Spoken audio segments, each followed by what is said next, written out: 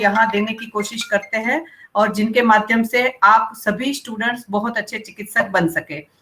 तो डॉक्टर अनुभा का बहुत बहुत हार्दिक स्वागत है। और मैं आज के व्याख्यान की शुरुआत में जैसे आचार्य धन्वंतरी की और सुश्रुत जी चरक जी के चरणों में वंदन करते हुए इसकी शुरुआत कर रही हूँ। एक धुआंधार बैटिंग के लिए जाने जाने वाले भारत के सुपरस्टार क्रिकेटर सचिन तेंदुलकर, हम सभी जानते हैं कि पहला दिन था 15 नवंबर 1989 और 15 नवंबर 2013। कितना बड़ा फासला है जिसमें उन्होंने बहुत अच्छी अपनी प्रतिभा को मेहनत से संवारा है। यहाँ हम अगर मेहनत को देखेंगे तो मुझे याद है कि मैं जब अंडर ग्रेजुएशन की पढ़ाई कर रही थी तब गुजरात समाचार मानी गुजरात के एक न्यूज़पेपर में लिखा था कि सचिन तेंदुलकर की क्रिकेट में वो तीखी धार है कि जैसे भगवान कोई क्रिकेट खेल रहे थे तो किसी ने कमेंट पास किया कि अच्छा भगवान है ना, सचिन तेंदुलकर बनने की कोशिश कर रहे हैं। तो हम यहाँ भगवान को नीचा नहीं दिखा रहे हैं, मगर सचिन तेंदुलकर की प्रतिभा जो परिश्रम से खिली है उनकी मैं आपके सामने बात रखना चाह रही हूँ कि सच में वो जो दिन था, पहला दिन, कि जब वो सिर्फ 15 रन बना पाए और एक बार तो उसमें इंजर्ड भी हो गए, और जब उसको सीनियर क्रिकेटर ने पूछा कि कोई बात नहीं रेस्ट ले लो, तो उसने अपने नाक से निकलता हुआ खून ऐसे पहुंच के बताया मैं खेलूंगा। ये शब्द अविश्वसनीय थे सभी के लिए कि प्राइमरी केयर जो है उनको देके तुरंत ही उसने कहा नहीं मैं खेलूंगा। और वो स्पिरिट अगर हम अपने आयुर्वेद के लिए लेके आते हैं तो मुझे छाजू जी के व्यक्तित्व के साथ सचिन का बड़ा अच्छा लगा कि सर भी आप अपनी प्रतिभा से डिपार्टमेंट को एक अलग ही आयाम पे लेके जा रहे हैं, अपने परिश्रम से उसमें बहुत सारी अलग अलग विशेष बातों को भी आपूरित कर रहे हैं। तो मैं सोचती हूँ कि हम वर्तमान समय में अपने सम्मुख एक उदाहरण है, उसी को सामने रख के हम ज्यादा प्रेरित हो सकते हैं, ऐसा आपका व्यक्तित्व है। तो उन सबको सामने रखते हुए मैं आज के व्याख्यान के लिए कोऑर्डिनेटर के रूप में डॉक्टर ममता को आमंत्रित करना चाहूंगी। डॉक्टर ममता ने अंडर ग्रेजुएशन की पढ़ाई जोधपुर विश्वविद्यालय से की हुई है और अभी वो डॉक्टर ममता पीजी स्कॉलर है बाल रोग विभाग में, और उनका मेडिकल ऑफिसर में सीकर में आप पहले कार्यरत थी, अभी वर्तमान समय में आप पीजी स्कॉलर कौमार भुत्ते विभाग में है। मैं आपका आज के व्याख्यान के कोऑर्डिनेटर के रूप में हार्दिक स्वागत करती हूँ। Over to you doctor Mamta. Thank you so much ma'am. सभी का हार्दिक स्वागत। मैं आज के कार्यक्रम को आगे बढ़ाते हुए निवेदन कर रही हूँ डॉक्टर अनुभा बोस, आप आए और अपने रसोई में महत्वपूर्ण जो प्रयोग बता रहे हैं उनके बारे में बताएं। मैं आपका परिचय देना चाहूंगी। आप UG PG National Institute of Ayurveda Jaipur से हैं और आप अभी चिकित्सा अधिकारी पद पर कार्यरत हैं और अपने अनुभव और अपना एक्सपीरियंस रसोई में आने वाले महत्वपूर्ण औषधियों के बारे में बता रही हैं। और इससे पूर्व आपने लवंग के बारे में बहुत ही महत्वपूर्ण औषधीय खूबियों से हमें अवगत कराया था, जो निश्चित रूप से हमारे लिए बहुत उपयोगी साबित होंगी। ओवर टू वैद्य अनुभव। नमस्ते मैम, नमस्ते सर, और मेरे आयुर्वेद के सभी अग्रज सभी को मेरा प्रणाम, और जो मेरे सहपाठी हैं उन सभी को वेरी गुड आफ्टरनून। आज का जो मसाला है या जो आज हम स्पाइस लिया है वो है फेनुग्रीक, मेथिका। मेथिका का वर्णन शास्त्रों में संहिताओं में नहीं मिलता है। संहिताओं में अश्वबला के नाम से मेथी का वर्णन ऐसा माना जाता है कि अश्वबला जो है वो मेथी है, लेकिन संहिताओं में मेथिका नहीं है। उसके बाद निघंटु पीरियड में मेथिका का वर्णन हमारे यहाँ आयुर्वेद में आया, और अभी हम देखते हैं कि मेथी जो है वो कितना मेडिसिनली कितना इम्पोर्टेंट है। सब लोग जानते हैं कि मेथी जो है वो उसका मेन इम्पॉर्टेंट जो रोल है वो गैस्ट्रोइंटेस्टाइनल डिसऑर्डर्स पे है, डायबिटीज़ में है, एंटी डायबिटिक इफेक्ट बहुत अच्छा है, जन जन जानते हैं सभी लोग। और लेकिन एक जो इम्पोर्टेंट चीज़ है वो ये है कि जो भाव प्रकाश है उन्होंने इसको बहुत ही अच्छा बात शामिल बताया है। तो इसका जो लोकल एप्लीकेशन है, इंटरनल यूज सब लोग करते हैं, लेकिन इसका जो लोकल एप्लीकेशन है वो भी एनाल्जेसिक का, पेन किलर का काम करता है और बहुत अच्छा एंटी इन्फ्लेमेटरी है। और दूसरा, क्योंकि ये परम वात से, ये जो वात व्याधियां हैं या जो नाड़ी दौर्बल्य जन्य रोग व्याधियां हैं, उसमें इसका बहुत अच्छा प्रयोग किया जाता है। उसके अलावा अगर आप खाली मेथिका का सेवन गर्म पानी के साथ किया जाता है तो ये जो उदर शूल और आधमान में बहुत अच्छा इसका रिजल्ट मिलता है। उसके अलावा जो प्रचलित प्रयोग है मेथी का, वो है स्तन्यवर्धक के रूप में, और स्तन्यवर्धक के रूप में है। दूसरा, ये फीमेल में तो स्तन्यवर्धक का काम करता है और मेल में टेस्टोस्टेरोन को इंक्रीज करता है, क्योंकि इसके अंदर अगर हम केमिकली देखें तो फ्यूरासिनामाइड सपोनेंट्स मिलते हैं, जिसकी वजह से ये टेस्टोस्टेरोन का लेवल को डायरेक्टली इंक्रीज करता है और एस्ट्रोजन के डिसोसिएशन को रोकता है और प्रोजेस्टेरोन को भी इंक्रीज करता है, जिस वजह से बहुत अच्छा गैलेक्टोगॉग का भी काम करता है। साथ में जहाँ पर ये है ओवेरियन डिस्फंक्शन है या फिर ओवेरियन फेलियर की तरफ अगर कोई फीमेल जा रही है जहाँ पर फॉलिकल्स मैच्योर नहीं हो रहे हैं या फॉलिकल्स प्रॉपर्ली ग्रो नहीं हो रहे हैं, तो उसी एरोमेटेज इनहिबिटर्स होते हैं इसके अंदर, जैसे कि ट्राइजोनेलिन हो गया, क्वेरसेटिन हो गया। ये एरोमेटेज इनहिबिटर्स जो है ये फॉलिकल्स के नंबर को इंक्रीज करता है और फॉलिकल मैच्योरेशन में हेल्प करता है। दूसरा, जो मेथी का एक बहुत अच्छा यूज होता है वो होता है हेयर ग्रोथ के लिए। तो हेयर ग्रोथ में इंटरनल यूज में भी काम करता है, एक्सटर्नल एप्लीकेशन में भी काम करता है। इसके अंदर ट्राइजोनेलिन और ट्राइजोनेलिक एसिड होते हैं फेनुग्रीक सीड्स के अंदर, जो हेयर ग्रोथ स्टिमुलेंट्स हैं, यानी कि जो हेयर साइकिल में जो एनाजन फेज है उसको ये स्टिमुलेट करता है। इस वजह से ये हेयर ग्रोथ को स्टिमुलेट करता है। और ट्राइजोनेलिन और ट्राइजोनेलिक एसिड इंटरनल एप्लीकेशन और एक्सटर्नल एप्लीकेशन दोनों में वर्क करता है। और अगर हम इसको मेडिसिनरी में यूज करना है तो हमें इसको 3 to 6 ग्राम पाउडर फॉर्म में यूज करना है। ये तो हुआ इसका शास्त्र मतलब प्रयोग पक्ष, और जो इसका केमिकल किस वजह से ये काम करता है उसके बारे में थोड़ी सी जानकारी। और ये एरोमेटेज इनहिबिटर्स की वजह से ही ये जो है बहुत अच्छा एंटी डायबिटिक इफेक्ट भी आता है इसके अंदर। जो अभी मैंने बात की थी, जो शास्त्रों में भी वर्णित है कि ये नाड़ी दौर्बल्य वाले विकारों में बहुत अच्छा वर्क करता है। तो विटामिन B6 जो है वो इसके अंदर बहुत ही प्रचुर मात्रा में मिलता है, जो कि नर्वाइन टॉनिक है। और दूसरी बात जो आती है इसको प्रयोग पक्ष में कि हमें इसको यूज कैसे करना है, इसको आइडेंटिफाई कैसे करना है।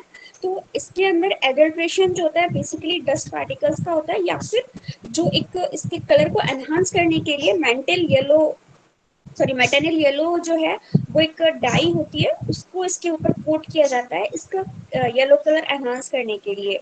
तो उसको आप बहुत इजीली आइडेंटिफाई किया जा सकता है कि अगर फेन्यूग्रीक को वाटर में डिजोल्व करेंगे और उसके साथ मेटेनिल येलो है और उसके अंदर आप थोड़ा सा एसिड डाल दीजिए। बेस्ट है अगर आप हाइड्रोक्लोरिक एसिड मिल जाए, जो भी घर में टॉयलेट क्लीनर्स होते हैं उनमें सब में हाइड्रोक्लोरिक एसिड होता है। अगर वो नहीं मिल रहा है तो आप सिंपल सिट्रिक एसिड का भी यूज कर सकते हैं। सिट्रिक एसिड उसमें अंदर डालिए तो वहाँ पे पर्पल पिंकिश कलर जो है वो डेवलप हो जाएगा। इट मीन्स कि उसके अंदर मेटेनिल येलो की जो है एडल्ट्रेशन किया गया है, उसका कलर एनहांस करने के लिए मेटेनिल येलो डाई का यूज किया गया है। और ये जो मेटेनिल येलो है इसके बहुत सारे टॉक्सिक इफेक्ट्स हैं, it can cause even cancer, और ये जो है नर्व्स को डैमेज भी करता है और बहुत ही ज़्यादा इरिटेंट है। So this is short intro about short information about fenugreek seeds. I hope it will be useful to all of you. Thank you so much. धन्यवाद बोस। अब मैं आज के मुख्य वक्ता डॉक्टर CR यादव सर का परिचय देना चाहूंगी। Doctor CR Yadav sir HOD and associate professor पद पर PG डिपार्टमेंट ऑफ शारीर क्रिया, national Institute of Ayurveda Jaipur में कार्यरत हैं। आपकी जो क्वालिफिकेशन है वो UG, MD और PhD तीनों राष्ट्रीय आयुर्वेद संस्थान जयपुर से हैं। डिप्लोमा कोर्स भी आपने कर रखा है nutrition and health education, AIDS and family education में। आपका एक्सपीरियंस जो है यूजी स्टडीज में 13 ईयर है और पीजी स्टडीज में 12 ईयर है। आप एक महत्वपूर्ण पद मीडिया प्रभारी का भी निभाते हैं और आप एक डायनेमिक पर्सन है इस चीज में, तो डेफिनेटली आपको इसका पद दिया गया है और आप हमें भी अपने अनुभवों से लाभान्वित करेंगे। आपने बहुत से अवार्ड्स लिए हैं जिनमें बेस्ट थीसिस अवार्ड 2016 भी आपको मिला है। आपकी जो रिसर्च एक्टिविटी अभी 4 प्रोजेक्ट पे चल रही है। आप बहुत सारी सीएमई और वर्कशॉप में को पर्सन, चेयरपर्सन, को पर्सन एंड स्पीकर के रूप में अपने एक्सपीरियंस शेयर कर चुके हैं। आपने अभी हाल ही में महत्वपूर्ण कार्य हैंडलिंग ऑफ कोविड-19 पेशेंट पे भी वर्क किया है। आपके जो पब्लिकेशन है वो 105 पब्लिकेशन हो चुके हैं जिनमें आपकी 2 बुक्स भी सम्मिलित हैं। सर का जो डायनेमिक पर्सनालिटी है डेफिनेटली हम सबको भी इससे लाभान्वित होंगे। Over to sir.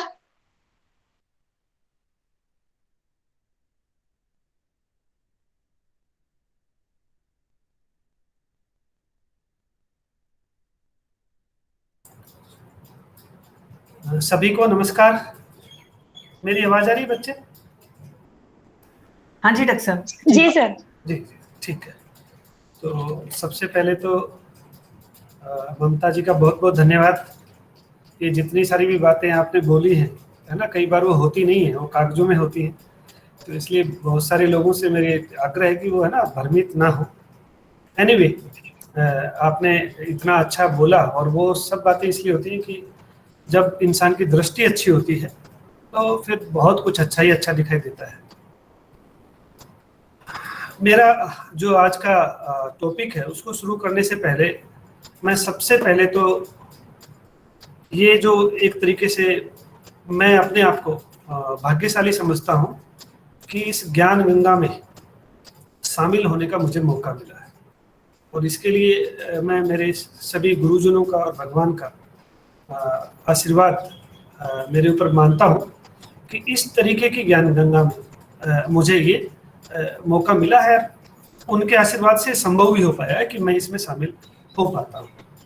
उसके बाद इस ज्ञान गंगा में अपनी तरफ से आहुति देने के लिए, योग्य बनाने के लिए, मैं हेतल जी का भी बहुत आभारी हूँ कि मैम उस तरीके से मुझे एक तरीके से उन्होंने मौका दिया जिससे कि मैं इसमें अपनी आहुति या यथासंभव आहुति मैं इसके अंदर दे पाऊँ।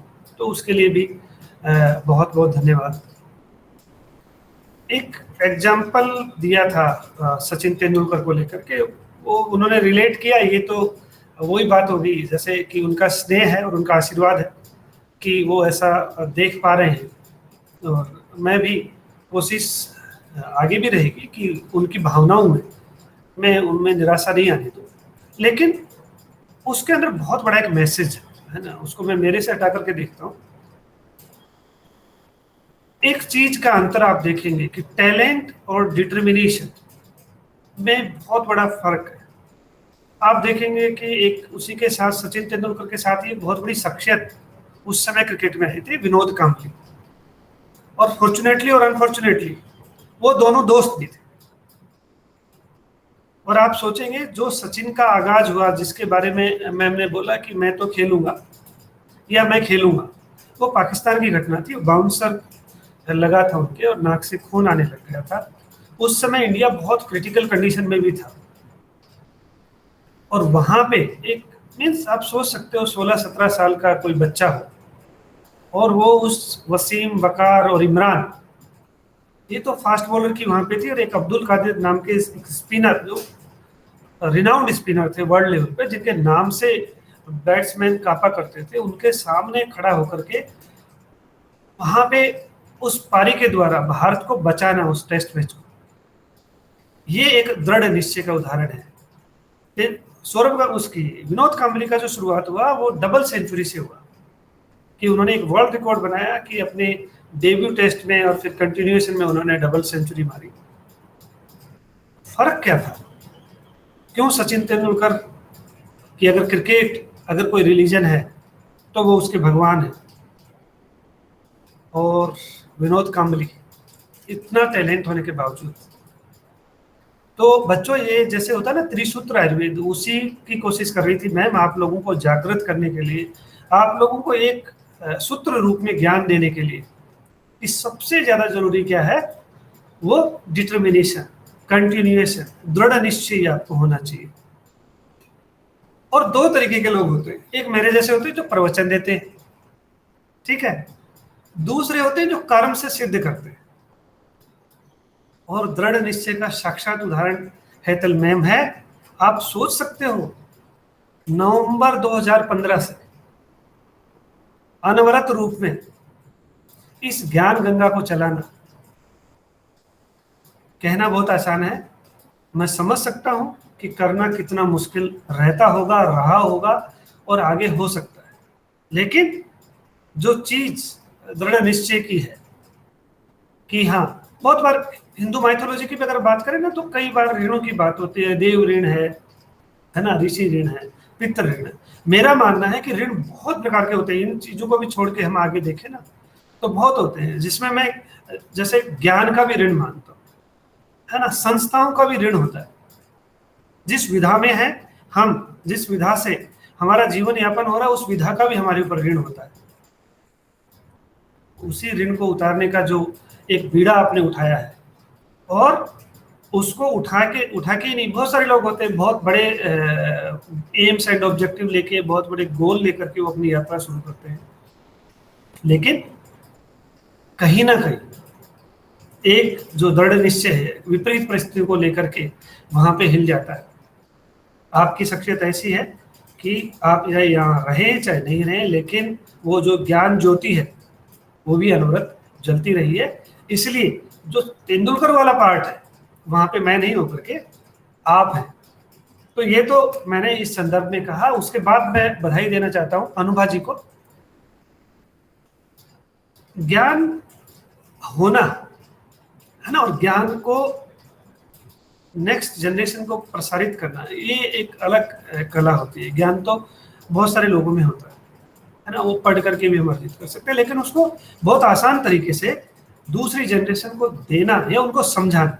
आपने उसका साक्षात उदाहरण भी देखा कि मेथी के बीज को लेकर के किस तरीके से बहुत सामान्य रूप से हम किन किन चीज़ों में उनको यूज कर सकते हैं, इंटरनल कहाँ कर सकते हैं, एक्सटर्नली कहाँ कर सकते हैं, और साथ ही साथ उन्होंने उसके अडल्ट्रेशंस को भी बताया कि हम कैसे, यानी कि हम जो टॉयलेट क्लीनर है उससे भी या सिट्रिक एसिड से भी उन चीज़ों को जान सकते हैं जो नींबू हर घर में होता है। ये एक तरीका होता है कि, और ये तरीका कब आता है, जब आप ज्ञान के रूप में समृद्ध होते हैं, है ना। तो क्या होता है ना कि आपके पास एक ही विषय को, एक ही सब्जेक्ट को, एक ही टॉपिक को समझाने का बहुत सारे तरीके होते हैं। तो मैं फिर से अनुभा जी को इतने अच्छे प्रेजेंटेशन के लिए मैं बहुत बहुत बधाई और शुभकामनाएं देता हूँ। अब मैं आता हूँ मेरे जो आज को एक जो मुझे टॉपिक असाइन हुआ है, तो मैं अभी मेरी स्क्रीन शेयर करता हूँ।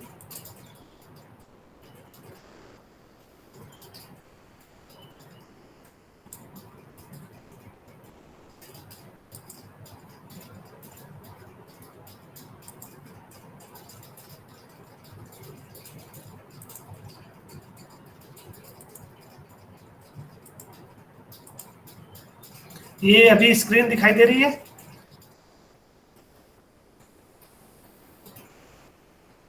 हाँ जी सर। जी सर। दिख रहा है ना अच्छे से? एक मिनट और इसको थोड़ा सा, जी अभी पूरा दिख रहा है। तो जो आज का जो मुझे टाइटल जो फुल स्क्रीन नहीं हुई अभी ना? अभी तो मेरी साइड से तो होगी।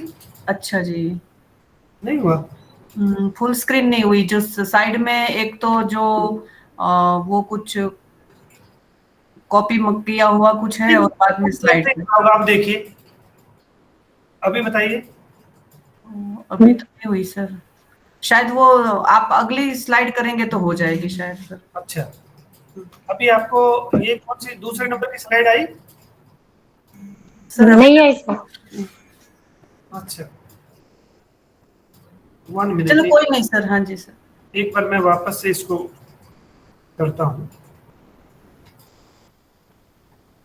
1 मिनट, मतलब 1 मिनट और लगाएंगे वापस से।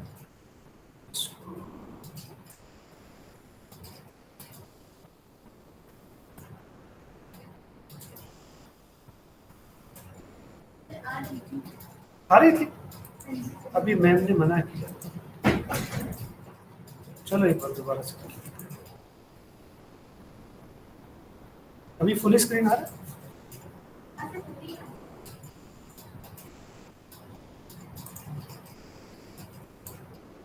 अभी कैसा है? अभी आया? नमस्ते सर, आप ही का वीडियो आ रहा है सर, स्क्रीन नहीं आ रही जो शेयर करी आप। अभी आई है सर। बाकी कुछ लोग कह रहे हैं आ रही है, शायद एक बार देख लीजिए। सर अभी आने लग गई। आने लग गई, ठीक। तो शुरू करें। जी ये सर। जो जो टाइटल है उसमें आप देखेंगे तो इसमें लिखा है रोल ऑफ अग्नि इन कोविड-19। इसके अंदर 2 शब्द महत्वपूर्ण हैं, एक अग्नि है और एक है कोविड-19। लेकिन अग्नि का हम रोल किसके अंदर देख रहे हैं?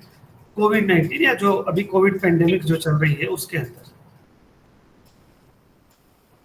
किसी भी कॉन्सेप्ट को किसी दूसरी साइंस के या जो भी कंटेम्प्रेरी मेडिकल साइंस है या और अदर साइंसेज भी हैं उनके साथ हम तब तक उसको रिलेट नहीं कर सकते जब तक कि हम उसकी अंडरस्टैंडिंग को या उसके बारे में जितनी सारी भी जो नॉलेज है या जो इंफॉर्मेशन है उनको हम अच्छे तरीके से अगर नहीं रिलेट कर पाते हैं। तो सबसे पहले अग्नि का रोल हमें देखने के लिए सबसे पहले हमें कोविड-19 को समझना पड़ेगा कि कोविड-19 क्या है। और कोई भी बीमारी होती है उसके अंदर 3 मुख्य रूप से फैक्टर होते हैं जिसके आधार पे जाकर के हम उसके आगे ट्रीटमेंट को डिसाइड करते हैं। और वो कौन कौन सी चीजें होती हैं? एक होता है आपका हेतु, यानी कि उसका पॉजिटिव फैक्टर। दूसरा होता है आपका उसके पैथोजेनेसिस, यानी कि उसकी संप्राप्ति क्या है। और तीसरे होते हैं उसके सिम्टम्स क्या है।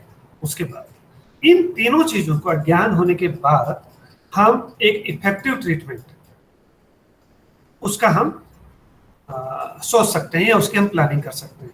तो सबसे पहले हम आज थोड़ा सा कोविड को एक बार रिफ्रेश करेंगे, लेकिन हमारा सेंस किस में रहेगा कि वही 3 चीजें रहेंगी जिसके अंदर हम एक उसकी पॉजिटिव फैक्टर को, दूसरे उसकी पैथोजेनेसिस को और तीसरे उसके सिम्टम्स को देखेंगे, जिससे कि हम जो अग्नि का कॉन्सेप्ट है आयुर्वेद का उसको हम स्थापित कर पाएंगे कि किस तरीके से अग्नि इंपॉर्टेंट है कोविड-19 के मैनेजमेंट के। अब इसके अंदर आयुर्वेद को अगर देखें तो आयुर्वेद के अंदर भी अग्नि को अगर समझने की बात करें तो 2 तरीके के कॉन्सेप्ट आते हैं। एक आता है आपका डाइजेशन और दूसरा आता है आपका मेटाबॉलिज्म। तो इन दोनों स्थिति का जो डाइजेशन है और मेटाबॉलिज्म है, इनके भी क्या सामान्य रूप से होने में और इनके विशेषण होने में किस तरीके से प्रभावी हो सकते हैं, किसमें कोविड-19 के कम होने में या ज्यादा होने में, उसके बारे में भी हम बात करेंगे। दूसरा एक पार्ट आता है कि जैसे ट्रीटमेंट को अगर हम देखें तो 2 तरीके से होता है, एक होता है प्रिवेंटिव और एक होता है क्यूरेटिव। तो प्रिवेंटिव जो एस्पेक्ट है उसके अंदर भी अग्नि किस तरीके से लाभकारी हो सकती है या हम अग्नि की सहायता से किस तरीके से अपने आप को इससे प्रिवेंट कर सकते हैं, उस चीज के बारे में बात करें। क्यूरेटिव एस्पेक्ट में बात करेंगे कि अग्नि किस तरीके से, कहाँ पे अग्नि के अंदर दुष्टि होती है जिससे कि हम जो ट्रीटमेंट प्लान करते हैं उससे अग्नि की पुनर्स्थापना करके हम कोविड-19 को मैनेज करते हैं। एक लास्ट में सेगमेंट लेंगे पोस्ट कोविड मैनेजमेंट, क्योंकि ये भी एक बहुत बड़ा एरिया आ रहा है और इवन बहुत सारे हॉस्पिटल्स के अंदर तो स्पेशलिटी क्लिनिक्स खुल गए हैं जो पोस्ट कोविड मैनेजमेंट के नाम से रन कर रहे हैं। तो क्या उसके अंदर भी अग्नि यूजफुल हो सकती है? तो मोटे तौर पे इन चीजों के बारे में बात करेंगे कि कोविड की मॉडर्न जो पैथोलॉजी है, पॉजिटिव फैक्टर है जो मॉडर्न के सिम्टम्स हैं, उनको साथ आयुर्वेदिक वे में उसको किस तरीके से समझ सकते हैं और फिर अग्नि को उसके अंदर किस तरीके से शामिल कर सकते हैं। आज का ये एक इसकी प्रस्तावना है कि आज हम जो बात करेंगे आगे वो मुख्य रूप से इन लाइंस के चलते रहेगी, इसलिए आप लोगों के दिमाग में क्लियर कट आइडिया आ जाएगा कि आज मैं बात क्या करने वाला हूँ। ठीक है, अब शुरू करते हैं। ये तो सभी लोग जानते हैं कि कहाँ से वायरस का नाम क्या है, वायरस की फैमिली क्या है, और कब इसको एक तरीके से पेंडेमिक डिक्लेयर किया। ये तो आप लोग सभी जानते हैं कि कौन सी एपिडेमिक कहते हैं, कौन से को पेंडेमिक कहते हैं। इसके अंदर मेनली आता है एरिया रेस्ट्रिक्शंस जो है ना, और जो नंबर ऑफ पॉपुलेशन है उसके आधार पे इस तरीके का क्लासिफिकेशन किया जाता है कि हम कुछ बीमारियों को एंडेमिक और पेंडेमिक में उसको डिवाइड कर पाते हैं।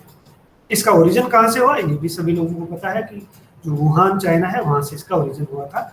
वो बहुत बड़ा एक फैक्टर होता भी है, जैसे जो हमारे जनपदों ध्वंस के अंदर है, देश काल ऋतु है ना, जल वायु, जो सारे कॉन्सेप्ट जनपदों ध्वंस के लिए, तो वहां पे भी इसका, क्योंकि वहीं से ओरिजिन होने के पीछे और वहां से ओरिजिन होने के बाद वहां की क्लाइमेटिक जो स्थितियां हैं उसके आधार पे हम उसके प्रोग्नोसिस को डिसाइड कर सकते हैं या उसके इफेक्टिव ट्रीटमेंट को भी डिसाइड कर सकते हैं। दूसरी बात ये समझने की ये जो वायरस है ये कोई नया नहीं है, ये समय समय पे अलग अलग नाम से आया हुआ है, जिसमें मर्स नाम से भी, सार्स नाम से भी ये आया है, लेकिन इनके सिम्टम्स जो हैं वो मोर और एक जैसे हैं, जिसके अंदर सीवियर है ना एक्यूट रेस्पिरेटरी डिस्ट्रेस सिंड्रोम जो ARDS इसके अंदर होता है, जो बाद में मल्टी ऑर्गन फेल्योर में जाकर के एक तरीके से जानलेवा भी किसी भी व्यक्ति के लिए हो सकता है। तो मुख्य रूप से क्या वायरस कौन सा है, ये सार्स फैमिली का एक तरीके से जो पहले से भी एपिसोड्स आते रहे हैं उसी फैमिली का वायरस है। मुख्य रूप से कहाँ अटैक कर रहा है कि आपके रेस्पिरेटरी सिस्टम को ये अपने आप में इन्वॉल्व करता है, उसके बाद जाकर के जितने भी और सारे वाइटल्स हैं उनके ऊपर इसका इम्पैक्ट आता है। तो ये चीजें हमारे लिए कहाँ जरूरी रहेंगी, जब हम इसका ट्रीटमेंट प्लान करने की कोशिश करें। अब इसके कुछ जो डेटा आ रहे हैं उसके अंदर आप देखेंगे कि इसकी जो सीवियरिटी है और जो इसकी डेथ है वो आप देखेंगे कि मेन के अंदर वुमेन से ज्यादा है, यानी कि पुरुषों में इसके इंसिडेंस ज्यादा पाए गए हैं बशर्ते महिलाओं। दूसरा, इसके जो रिस्क फैक्टर्स हैं कि कहाँ कहाँ पे, रिस्क फैक्टर्स मीन्स कोमोर्बिडिटी जो है, comorbidity means the person associated with certain diseases.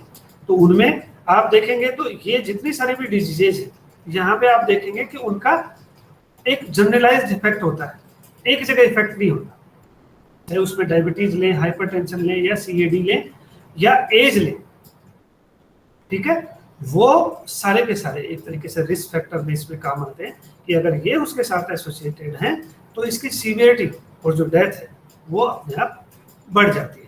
तो अग्नि के संदर्भ में भी हम इसके बारे में विवेचन करेंगे कि किस तरीके से, चाहे वो एज को लेकर के या कुछ सर्टेन जो डिजीजेज हैं उसमें अग्नि की क्या स्थिति है, और हम अग्नि को किस तरीके से आहार के द्वारा, किस तरीके से औषध के द्वारा और इवन किस तरीके से विहार के द्वारा हम उसको मैनेज करें, जिससे कि हम जो रिस्क फैक्टर्स हैं उसको मिनिमाइज कर सकें और हम आसानी से इस बीमारी के ऊपर काबू पा सकें।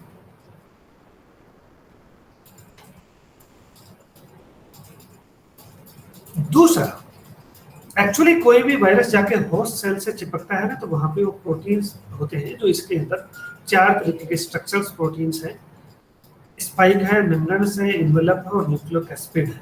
ये जो प्रोटीन्स हैं इसको आप देखेंगे ना तो किस तरीके से वो जाकर के ACE2 पे जाकर के अटैच करती है, फिर किस तरीके से वायरल सेल और होस्ट सेल जाकर के एक तरीके से फ्यूज होते हैं, एक दूसरे से जुड़ते हैं, तो वहां पे इसकी इंपॉर्टेंस आएगी।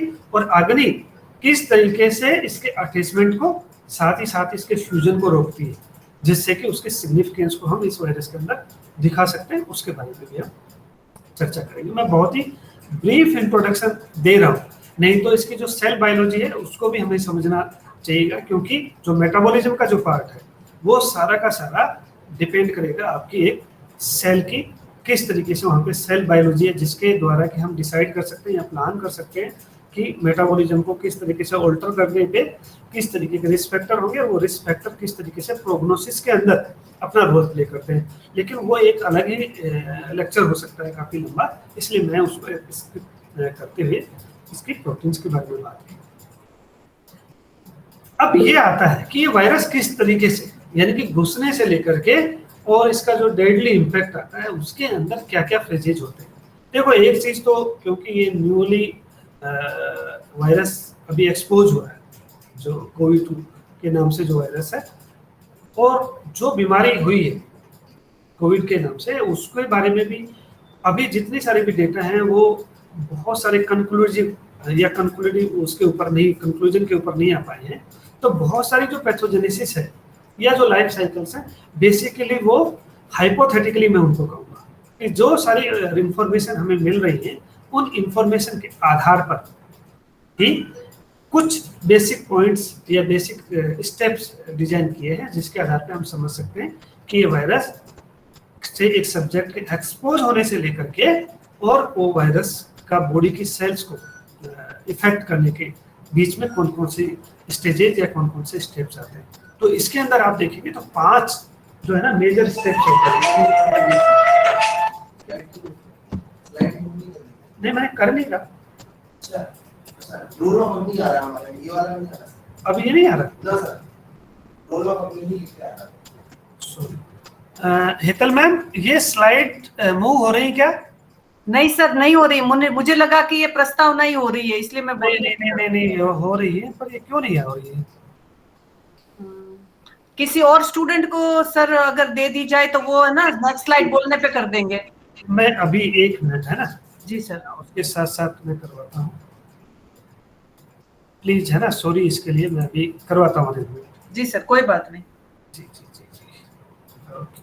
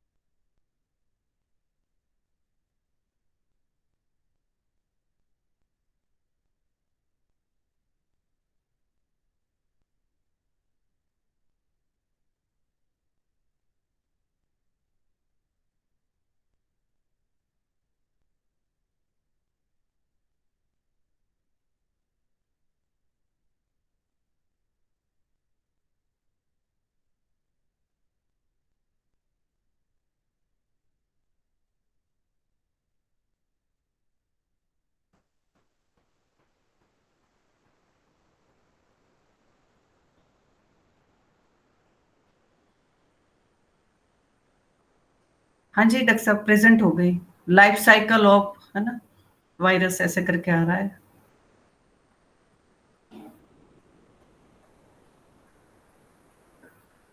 कोविड-19। स्क्रीन फुल स्क्रीन कर दीजिए इसमें।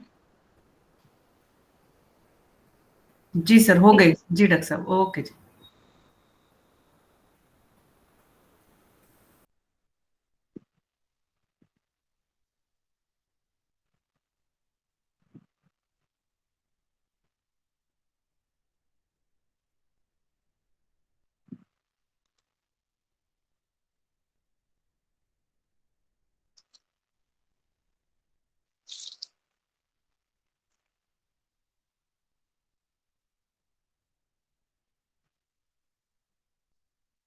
डॉक्टर साहब आप अनम्यूट करना पड़ेगा, आप म्यूट है डॉक्टर साहब।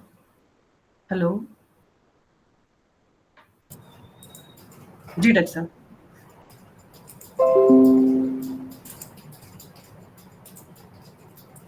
अभी फुल स्क्रीन है? अभी फुल स्क्रीन में से एग्जिट हो गया सर, आपने अनम्यूट किया ना तब। अब फुल स्क्रीन है, अब है जी, आ गया है ना? ओके जी। और अभी मुझे आवाज भी आ रही है? हाँ जी, हाँ जी, ओके सर। और मैं भी आ रहा हूँ? जी सर, जी सर। ठीक है ना। तो ये कुछ रिस्क फैक्टर्स के बारे में, पहला था कोरोना वायरस के बारे में, ओरिजिन क्या था, फिर उसको हम किस तरीके से पेंडेमिक और एंडेमिक में हम डिफरेंस किस तरीके से कर सकते हैं। उसके बाद इसको नोवेल कोरोना वायरस क्यों कहा गया था, क्योंकि ये न्यूली एक्सपोज था वर्ल्ड लेवल पे। उसके बाद हमने बात की थी इसकी कि इसके अंदर किस तरीके के सिम्टम्स आते हैं, जो बात की थी जो एक्यूट रेस्पिरेटरी डिस्ट्रेस जो सिंड्रोम है, उसके सारे सिम्टम्स इसमें आते हैं। मेनली ये रेस्पिरेटरी सिस्टम को इन्वॉल्व करता है, देन इट में lead to multi organ failure. तो उसके बाद हम आए थे सीवियरिटी और डेथ पे और रिस्क फैक्टर्स पे। इनके बारे में भी जब बात की तो किस तरीके से इन चाहे तो ये अवस्था या बीमारी, उसके ऊपर किस तरीके से अग्नि एक तरीके से अपना रोल प्ले कर सकती है कि हम इन बीमारियों को भी कंट्रोल करते हुए हम कोरोना वायरस से किस तरीके से उसको एक तरीके से ठीक कर रखने में कामयाब हो सकते हैं। इसके बारे में बता रहा था कि ये जो सेलुलर बायोलॉजी है ये एक तरीके से सेल लेवल पे उसकी स्टडी है, लेकिन ये एक बड़ा ही वास्ट टॉपिक हो जाएगा जो काफी एक अलग से लेक्चर हो सकता है, इसलिए इसको मैंने स्किप किया था। उसके बाद प्रोटीन्स का आया था, और यहाँ पे मैं लास्ट टाइम पे था कि जो इसका लाइफ साइकिल है कि शरीर में ये किस तरीके से एंटर होने से लेकर के और बाद में अपने मैनिफेस्टेशंस यानी कि अपने लक्षण दिखाने तक की जो अवस्था है उसको अगर हम डिवाइड करें तो हम इसको 5 भागों में विभाजित कर सकते हैं, जिसके अंदर एक अटैचमेंट है, दूसरा पेनिट्रेशन है, तीसरा बायोसिंथेसिस है, चौथा मैच्योरेशन है और फिर रिलीज। मेरा इसके अंदर ये मानना है कि आप देखेंगे ना तो ये जो क्रियाएं हैं अटैचमेंट, पेनिट्रेशन, बायोसिंथेसिस और मैच्योरेशन, इसके अंदर आप देखेंगे तो तीनों दोषों का इन्वॉल्वमेंट आपको दिखेगा, और जहां जहां पे आप इसको रोक पाएंगे उतनी ही इसका प्रोग्नोसिस अच्छा या बुरा होता रहेगा। यानी कि आपने अटैचमेंट के लेवल पे ही रोक दिया तो इसका प्रोग्नोसिस काफी अच्छा होगा, लेकिन ये ही अगर मैच्योरेशन पे चला गया, और मैच्योरेशन आप जानते हैं कि मैच्योरेशन का जो प्रोसेस है वो पित्त या अग्नि के बिना संभव नहीं हो सकता। तो इसके लाइफ साइकिल के अंदर भी हमें अग्नि को एक तरीके से हम देख सकते हैं, क्योंकि ये जो आप देखेंगे ना, ये जो अटैचमेंट है, पेनिट्रेशन है और इवन बायोसिंथेसिस है, ये सारे के सारे अप्रभावी होते हैं अगर मैच्योरेशन प्रॉपर नहीं होता। तो वहां पे भी हम अग्नि की स्थिति को देख सकते हैं और अग्नि की स्थिति को डिसाइड कर सकते हैं, जिसके बाद ये रिलीज होता है और अपने आप को मल्टीप्लाई करता है, और उसी के हिसाब से जो सीवियरिटी ऑफ डिजीज है वो होती है। तो अटैचमेंट में क्या देखेंगे कि ये होस्ट रिसेप्टर से वायरस का जुड़ना, वो क्या कहलाता है, इसका अटैचमेंट। यानी कि जो ही वायरस से हम एक्सपोज हुए तो पहले जाकर के वायरस क्या करता है, जो होस्ट के रिसेप्टर्स हैं वहां जाकर के बाइंड होता है। उसके बाद जो एंडोसाइटोसिस है, ठीक है, उस प्रक्रिया के द्वारा ये उस सेल के अंदर एंटर करता है, ठीक, और वहां पे ये रेप्लिकेट करता है, और रेप्लिकेट करने के बाद में through the process of maturation new viral particles बनते हैं जो कि बाद में बॉडी के अंदर रिलीज होते हैं। ये साइक्लिक प्रोसेस है, तो साइक्लिक प्रोसेस होने की वजह से काफी डेंजरस हो जाता है, क्योंकि ये अपनी संख्याएं बढ़ाता रहेगा, रेप्लिकेट हो करके मैच्योरेशन में जाकर के रिलीज हो करके अगेन ये वापस से अटैचमेंट पे जाएगा, फिर पेनिट्रेशन होगा, फिर बायोसिंथेसिस होगा और वायरल लोड बॉडी के अंदर बढ़ता जाएगा।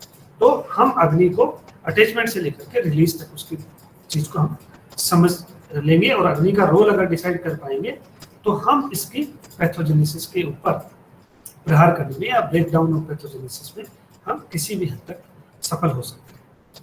ये वो एक तरीके से किस तरीके से ये अब साइक्लिक प्रोसेस है, बात उसी के बारे में जिसके बारे में अभी बात की। अब अगर देखें तो इसका जो प्रेजेंटेशन है वो किस तरीके से होता है, 2 तरीके से होता है। एक होता है एसिम्प्टोमेटिक और दूसरा होता है सिम्प्टोमेटिक। तो उसी के आधार पे इसके स्टेजेस डिसाइडेड है। ऐसा नहीं होता कि आप स्टेज फर्स्ट में आए हैं, आप तो स्टेज थर्ड में आए हैं, तो वो कैसे डिसाइड है वो उसके क्लिनिकल प्रेजेंटेशन के ऊपर है, और उस क्लिनिकल प्रेजेंटेशन के आधार पर भी हम इसके ट्रीटमेंट को प्लान कर सकते हैं, और उसमें अग्नि किस तरीके से रोल प्ले कर सकते हैं उसके बारे में हम लेटर फेज में जब अग्नि को थोड़ा सा विवेचन करेंगे तब उसके बारे में चर्चा करेंगे। तो इसके प्रेजेंटेशन की बात की तो सबसे पहले हेतु की बात की, जो निदान है यानी कि जो कोरोना वायरस है। उसके बाद हमने बात करी किसकी, कि इसकी जो कोमोर्बिडिटी है यानी कि जो रिस्क फैक्टर्स है उसके बारे में बात करी। तीसरी जो बात करी हमने बात करी पैथोजेनेसिस के बारे में, और अभी हमने बात की इसके क्लिनिकल मैनिफेस्टेशंस की। वो 2 तरीके के, एसिम्प्टोमेटिक और सिम्प्टोमेटिक। और सिम्प्टोमेटिक में भी 2 तरीके से, जो उसकी जो फर्स्ट स्टेज है और इसकी जो सेकंड स्टेज है उसके अंदर है कि ये URT है यानी कि अपर रेस्पिरेटरी ट्रैक्ट इन्फेक्शन के लक्षण इसके अंदर मिलते हैं, और वो ही जाके थर्ड स्टेज में, और अगर हमने इसको नहीं रोका तो ये जाकर के कन्वर्ट हो जाता है किसके अंदर, आपके थर्ड स्टेज में। उसमें होता है कि जो इन्फेक्शन है वो URTI से LRT के अंदर चला जाता है, कि लोअर रेस्पिरेटरी ट्रैक्ट इन्फेक्शन होता है, और बाद में वही एक्यूट रेस्पिरेटरी डिस्ट्रेस सिंड्रोम के अंदर कन्वर्ट हो जाता है। ये इसके हैं कि कैसा जो फर्स्ट स्टेज है उसके अंदर बहुत ही लिमिटेड इम्यून रेस्पॉन्स होता है, और ये जो स्टेज होती है ये बहुत शुरुआती दिनों के अंदर उसके अंदर मिलेगी, और मेनली इसके अंदर जो एपिथेलियल सेल्स है वहाँ पे जाकर के और स्पेशली रेस्पिरेटरी ट्रैक्ट की वहाँ पे जो ACE2 रिसेप्टर्स है वहाँ पे जाकर के ये उससे अटैच होता है ना। और इसके अंदर वायरल लोड भी है वो बहुत ही कम होता है, जिसकी वजह से इसके जो सिम्टम्स हैं वो वहाँ पे दृष्टिगोचर नहीं होते। इसलिए इस स्टेज को वायरस होने के बावजूद भी हम एसिम्प्टोमेटिक स्टेज इसको काउंट करते हैं। जो अपर रेस्पिरेटरी ट्रैक्ट है उसके अंदर कुछ क्लिनिकल मैनिफेस्टेशंस इसके अंदर आना शुरू हो जाते हैं, और उसके अंदर आप देखेंगे कि रोगी को फीवर मिलेगा, मेलेज यानी कि एक तरीके से कमजोरी और मांसपेशियों के अंदर जो दर्द वाली स्थिति है वो उसके अंदर फील होगी, और ड्राई कफ उसके अंदर आएगा, ठीक। और इसके अंदर हमें क्या करना होता है, जितनी सारी खासकर चाहे मॉडर्न जो सिस्टम ऑफ मेडिसिन है वो लोग इसके अंदर सिम्प्टोमेटिक एक अप्रोच रखते हैं। एसिम्प्टोमेटिक के अंदर उनके पास कोई बहुत आइडिया नहीं है, वो लोग पेशेंट को ये कहते हैं कि आप अपने आप इसके अंदर ठीक होंगे, आप मल्टीविटामिन लेना शुरू कर दीजिए, जो इम्यूनिटी को उनके हिसाब से जो इम्यूनिटी है उसमें विटामिन सी को ही वो सबसे बड़ा मानते हैं, जबकि केवल विटामिन सी इम्यूनिटी नहीं होता। लेकिन हाँ, ये अपनी अपनी विधाओं की अपनी अपनी स्पेशलिटी है, अब मैं उसको यहाँ पे क्रिटिसाइज नहीं कर रहा, लेकिन मैं बता रहा हूँ कि वहाँ पे वो लोग कुछ भी नहीं करते हैं। इसके अंदर वो लोग कंजर्वेटिव ट्रीटमेंट करते हैं, यानी कि जो सिम्टम्स आ रहा है, अगर रोगी को फीवर आ रहा है तो फीवर का एंटीबायोटिक देते हैं, और अगर बॉडी एक हो रहा है तो वहाँ पे जो इन्फ्लामेटरी हो पेन किलर देते हैं। ड्राई कफ के अंदर वो जितने सारे को जो एयरवे ऑब्स्ट्रक्शंस है तो उसको जो हटाने वाली जो ड्रग्स होती है जो या जो कफ रेस्पॉन्स को कम कर सके उस तरीके की वो एंटीहिस्टामिनिक ड्रग्स का भी वो यूज करते हैं। लेकिन जो थर्ड स्टेज है इसके अंदर आप देखेंगे कि वैसे तो बहुत सारे लोग नहीं पहुंच पाते इस स्टेज के अंदर, क्योंकि अब तो अवेयरनेस भी काफी होगी, लेकिन ये डेंजरस इसलिए है क्योंकि ये कौन से पार्ट को जाके टारगेट कर रहा है, जहां पे गैस एक्सेल जो है, गैसियस एक्सेल जो है, यानी कि आपकी एल्वियोलाई, उनको जाकर के ये पकड़ता है, और वहां पे जो कौन सा जो साइकिल कंप्लीट होने वाली स्थिति शुरू हो जाती है, जो लास्ट में उसका रिलीज होता है, तो वो रिलीज का जो प्रोसेस वो इतना बड़े लेवल पे होता है कि आप देखेंगे कि उसको एक तरीके से स्टॉर्म के नाम से भी जाना जाता है, जिसको साइटोकाइनिन स्टॉर्म एक मेडिकली भाषा में जो मेडिकल लैंग्वेज के अंदर उसको हम यूज करते हैं। तो डेंजरस इसलिए है क्योंकि ये जा करके पकड़ कौन से को रहा है, जहाँ पे गैसियस एक्सचेंज हो रहा है, और वहाँ पे फिर से new particle of virus exposed होते हैं, और वो फिर वहाँ पे जो लोकल सेल्स होते हैं उसके ऊपर अटैचमेंट होते हैं, पेनिट्रेट होते हैं, बायोसिंथेसिस होता है, मैच्योरेशन होकर के फिर रिलीज होते हैं। तो आप देखेंगे कि बहुत जल्दी वो जो हमारा इसका जो लंग्स का जो जिसे कहे ना कि जो एक्सचेंज वाला जो जोन है उसको पूरे के पूरे एल्वेलाई को एक तरीके से कहते हैं खा जाता है, और वहाँ पे प्रोग्रेसिव जो निमोनिया है उसके सिम्टम्स वहाँ पे दृष्टिगोचर होते हैं, और वो बहुत ही रैपिड होता है। रैपिड क्यों होता है? क्योंकि एक बार जो साइक्लिक प्रोसेस में आ जाता है वहाँ पे वो स्थिति को आगे एग्रीवेट ही करता है। ये जो अभी बारे में बात हुई थी कि कौन कौन से स्टेज के अंदर कौन कौन से होंगे, तो एसिम्प्टोमेटिक में, माइल्ड में, मॉडरेट में, सीवियर में क्या होंगे, कौन कौन से लक्षण आएंगे, उनके बारे में कैटेगराइजेशन के आप सभी लोग इनके बारे में बहुत अच्छे से जानते हो, तो मैं अभी इसके बारे में बात नहीं करूँगा। तो मेनली अगर देखें तो हमें क्या करना है कि किसी भी चीज़ में कि उनकी ससेप्टेबिलिटी को कैसे हम कंट्रोल कर सकते हैं, उसकी रिकवरी को कैसे कंट्रोल कर सकते हैं, और बाद में उसके सर्वाइवल को कैसे कंट्रोल कर सकते हैं। तो ये सारा का सारा जो है ना, ये सारा का सारा डिपेंड करता है मेटाबॉलिज्म। और मेटाबॉलिज्म क्या है? ये डिफेंस मैकेनिज्म का एक बहुत ही इंपॉर्टेंट मीडिएटर के रूप में ये काम करता है। Metabolic syndrome leads to impairment in the immune functions. कैसे करते हैं? देखिए, आप देखेंगे जहाँ पे व्याधि क्षमत्व की बात की ना, जहाँ पे बल की बात की, वहाँ पे 3 तरीके के बल, ठीक है। पहला है सहज, फिर दूसरा है कालज, और तीसरा है युक्तिक। सहज जो बल है उसके ऊपर हमारा कोई कंट्रोल नहीं, उसमें हम कुछ नहीं कर सकते, वो हमें ऊपर से मिला है और वो हमारे साथ पूरी जिंदगी भर रहता है।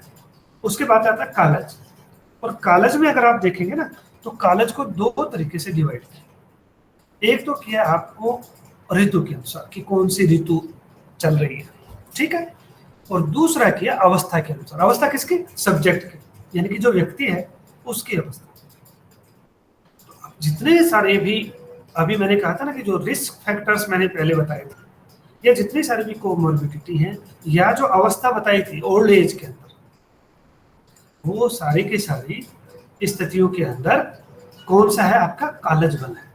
यानी कि उम्र अगर ज्यादा हो गई है, यानी कि आप वृद्ध अवस्था में हैं, तो आपकी इम्यूनिटी काल के प्रभाव से, काल कौन सा? आपकी जो आयु का, जो वय का जो आपका काल है ना, उसके हिसाब से वहां पे बल की स्थिति कमजोर होती है। दूसरा, ऋतु के अनुसार भी बल की स्थिति देखिए। इवन आदान काल और विसर्ग काल को आपने देखा गया, आदो अंते जो दौर्बल्य विसर्गादनीय निर्णाम, है ना, तो वहां पे भी अगर आप देखेंगे तो बल की स्थिति ऋतु के अनुसार बदलती रहती है। इसलिए आप देखेंगे इस वायरस का मेनली जो देखेंगे ना, इसकी जो सीवियरिटी है या जो ये ताकतवर कब बनता है, तो आप देखेंगे जब एक ऋतु दूसरी ऋतु के अंदर, यानी कि विशेष रूप से ऋतु संधि के अंदर, ये अपना सबसे ज्यादा इम्पैक्ट दिखाता है। जब जब ऋतु संधि आएगी तब तब, क्यों?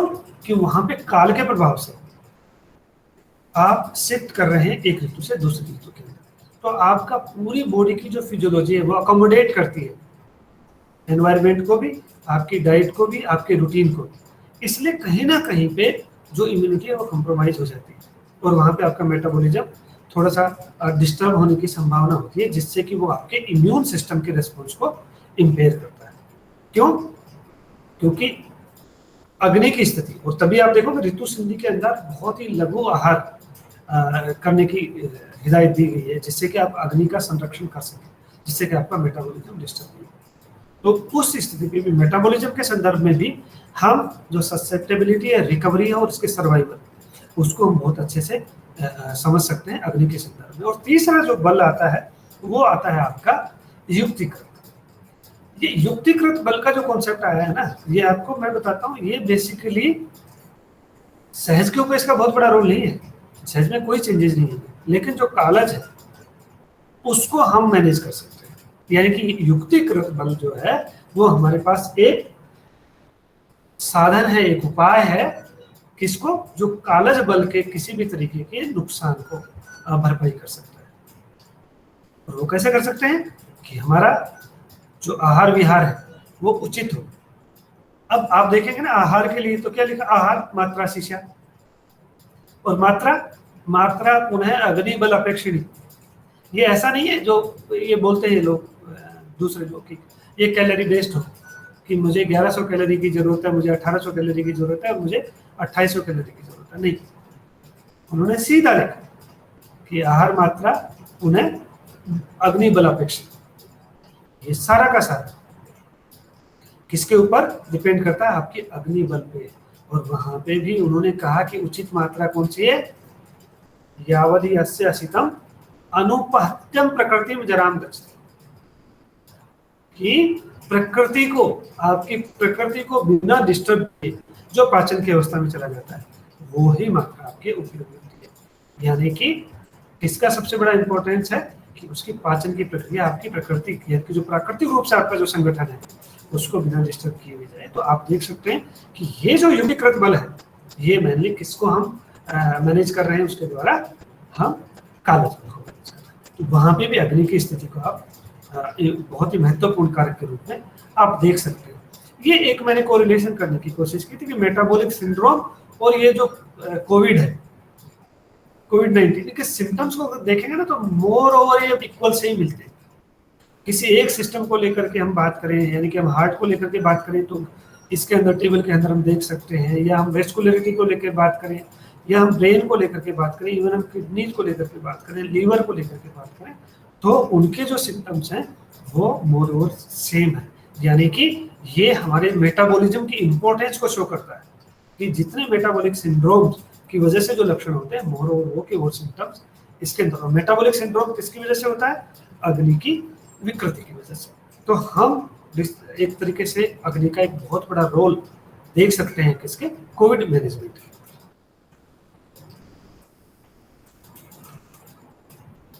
ठीक है, अब ये जो इम्यून रेस्पॉन्स आता है, जिसके बारे में मैंने अभी आपसे बात की, कि बेसिकली ये जो आपकी प्रकृतियां होती हैं, ये जो आपके जैसे प्रकृति होती है उसके हिसाब से जो आपके बल का निर्धारण किया गया है, या जो त्रिविध जो बल के बारे में बात की गई है उसके हिसाब से आप अपने डाइट को और उसको अपने हिसाब से समझ सकते हैं। दूसरा, बल को किस संदर्भ में समझा गया, दो तरीके से उसका हम उपयोग कर सकते हैं। जो हमारे जो त्रिविध बल की बात की थी ना, एक तो व्याधि बल विरोधिकत्व और एक व्याधि उत्पाद प्रतिबाधकत्व, यानी कि प्रिवेंटिव एस्पेक्ट में भी हम कुछ हद तक इसको क्यूरेटिव एस्पेक्ट के अंदर भी हम समझ सकते हैं कि अगर हमारे बल की स्थिति कि सहज, कालज और युक्तिकृत अगर तीनों हमारे फेवर में है, तभी आप देखेंगे कि जितना सारा नुकसान इस बीमारी से या जो रिस्क फैक्टर में आते थे उसमें आप देखेंगे उनके अंदर जो युवा अवस्था है उसको इन कंपैरिजन टू अदर थोड़ा सा सेफ साइड में माना गया है, क्योंकि वहां पे अग्नि की स्थिति उनके अंदर, पित्त जो युवा अवस्था है उसके अंदर पित्त की स्थिति, पित्त दोष की प्रीडोमिनेंस होने से अग्नि की स्थिति एक अच्छी तरीके से हो सकती है, तो वहां पे उनको मेटाबॉलिक सिंड्रोम होने की संभावना कम होती है। लेकिन इसका मतलब ये नहीं कि हम सुपर हीरो बन जाएं, क्योंकि वो सारा का सारा किसी के ऊपर डिपेंड करेगा आहार पे। और आहार कौन सा, कि अगर हमने अग्नि बल की अपेक्षा से आहार नहीं लिया तो चाहे हम कितना ही अच्छा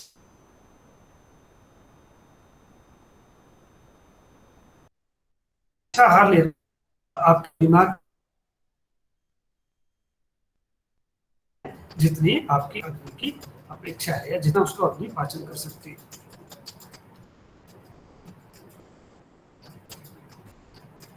एक जो कॉन्सेप्ट आता है वो आता है ओज का, और ओज को जैसे आपने पर और अपर ओज में, जो अपर ओज है वो पूरी बॉडी के अंदर बल वर्ण का एक तरीके से पोषण करता है, ठीक है। लेकिन इसकी भी जो पूर्ति है या इसकी भी जो डिपेंडेंसी है वो मेनली किसके ऊपर है, अग्नि के ऊपर। तो भी एक तरीके से साइक्लिक प्रोसेस है जिसमें अग्नि एक बहुत ही इंपॉर्टेंट फैक्टर के रूप में काम करता है। यहाँ पे अग्नि का एक बहुत बड़ा जिसे कहे ना एक इम्पैक्ट बताने की कोशिश की, और उसके अंदर केवल कोविड नहीं पूरा यूनिवर्स उसके अंदर आ जाता है। तो उसके अंदर अगर आप देखेंगे ना तो तीन तरीके की स्थिति होती है, संभव, स्थिति और प्रलय, ठीक है। सृष्टि के अंदर तीन ही तरीके की होती है, बना और उसका निर्माण हुआ, फिर उसकी सस्टेनेबिलिटी हो यानी कि उसकी स्थिति वहां पे हुई, और उसके बाद प्रलय हुआ, वो नष्ट हो गया। आप अग्नि को उसके अंदर देखिए, जहां पे गर्भ का निर्माण हो रहा है वहां पे से लेकर के फिर यहाँ पे जो उसके सस्टेनेबिलिटी यानी कि उसकी स्थिति को देखेंगे तो आयु, वर्णम, बलम, स्वास्थ्य, उत्साह, उपचय, प्रभाव, ओजस, तेजो, अग्नि, प्राण, यानी कि जो प्राण भी है मतलब वो भी सारा का सारा किसके अधीन है, आपकी अग्नि के अधीन है। फिर उसके बाद आता है उसका प्रलय। वहां पे आप देखेंगे तो क्या लिखा है उन्होंने, एक लिखा है उन्होंने रोगी स्याद विकृते मूलम। पहला क्या लिखा, रोगी स्याद विकृते मूलम, चिरम जीवति अनामय और शांतौ म्रियते। ये इसके अंदर भी आप देखेंगे तो आपकी जो स्वास्थ्य की एक लंबे समय तक की जो स्थिति को बनाए रखने का काम है वो कौन करता है, कि आप निरामय रह करके लंबे समय तक या लंबी आयु को प्राप्त कर सकते हैं। उसके अंदर अग्नि बहुत ही एक इंपॉर्टेंट फैक्टर है। विकृति के अंदर किसी भी तरीके का विकार कब होगा, जब अग्नि के अंदर विकृति हो, और अग्नि अगर नष्ट हो गई, शांतो मृत्यु, यानी कि अग्नि अगर नष्ट हो गई, शांत हो गई, तो वहां पे मृत्यु यानी कि जो प्रलय की स्थिति है। तो अगर प्रकृति से भी हम जो बाहर जो आउटर यूनिवर्स है उससे भी अगर हम इसको रिलेट करें ना तो हम तीनों चीजों के अंदर अग्नि के प्रभाव को देख सकते हैं।